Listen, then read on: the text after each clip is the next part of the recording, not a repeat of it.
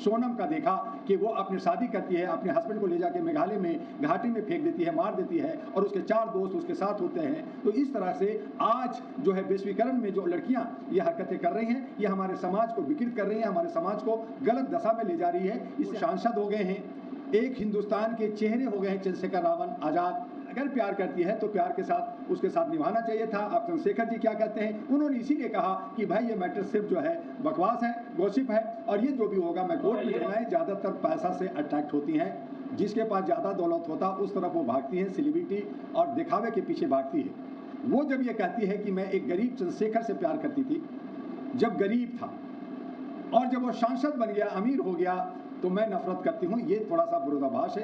ये क्या कहेंगे जिस तरह से चंद्रशेखर रावण पे एक लड़की आरोप लगा रही है, रोहिणी खाबरी, 2022 में पता चलता है कि चंद्रशेखर रावण शादीशुदा हैं, लेकिन आरोप लगा रही है अब 2025 में।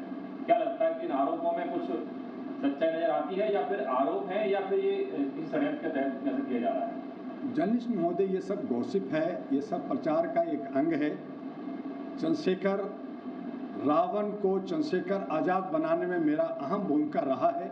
छोटा भाई है मेरा, काफ़ी उसने स्ट्रगल किया, बहुत आगे काम करने का एक जज्बा रखता है, लेकिन जब कोई आगे बढ़ता है तो उसको बदनाम करना, उसकी टांगे खींचना लोगों की फितरत है। जहाँ वो प्यार करती है वहाँ जो है इकरार भी करती है और फिर बेवफा करती है। ये सब एक षड्यंत्र का हिस्सा होता है, और इससे वो चाहती है कि पॉपुलर हो जाए। इसी तरह से फिल्म इंडस्ट्री के अंदर भी लोग स्टंट करते रहते हैं।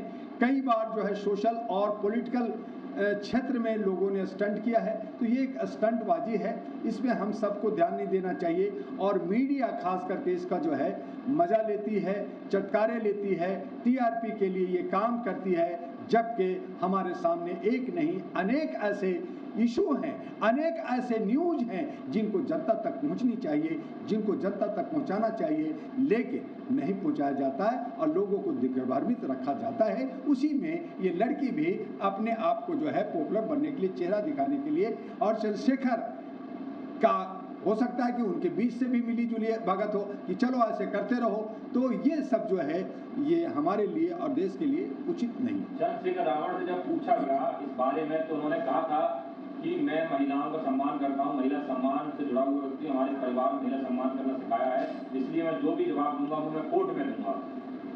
देखिए, ये बात हमारे दिल्ली का एक एमएलए थे, आम आदमी पार्टी का एमएलए थे, उनकी बीवी ने भी उन पर दोषारोपण किया, तो सब कुछ हुआ कि कोर्ट में जाएंगे और मामला डिवोर्स तक गया।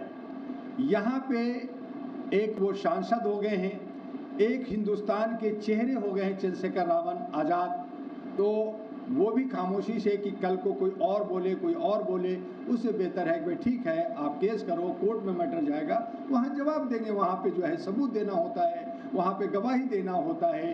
तो वो इसीलिए अब देखना है कि जो लड़की जो ब्लेम कर रही है, क्या वो कोर्ट का सहारा लेगी या सिर्फ गॉसिप बनाएगी। लड़की ने कहा कि मैंने एक बहुत सीरियस रिलेशनशिप में रहते मुझे पता चला चंद्रशेखर रावण ने मेरे साथ चीट किया, धोखा दिया, और एक तरफ उनकी जो तस्वीरें हैं वो कई लोगों के साथ वायरल हो रही हैं। क्या लगता है इसमें आपको? जर्नलिस्ट महोदय, एक कॉमन सी बात है, चाहे वो कोई भी महिला हो, महिलाएं ज़्यादातर पैसा से अट्रैक्ट होती हैं, जिसके पास ज़्यादा दौलत होता उस तरफ वो भागती हैं, सेलिब्रिटी और दिखावे के पीछे भागती है। वो जब ये कहती है कि मैं एक गरीब चंद्रशेखर से प्यार करती थी जब गरीब था, और जब वो सांसद बन गया, अमीर हो गया, तो मैं नफरत करती हूँ, ये थोड़ा सा विरोधाभास है, ये गले से नहीं उतरता। लेकिन वहीं पे उस लड़की का मैं नाम इसलिए नहीं ले रहा कि मैं किसी को प्रत्यक्ष रूप से बदनाम नहीं करना चाहता, हालांकि ये बहुत ही सभी के जगह पे ये न्यूज़ पहुँच चुका है, जान चुके हैं, लेकिन उसके बाद भी हम चाहेंगे कि महिलाओं का सम्मान हो और लोगों को ठेस ना पहुँचे।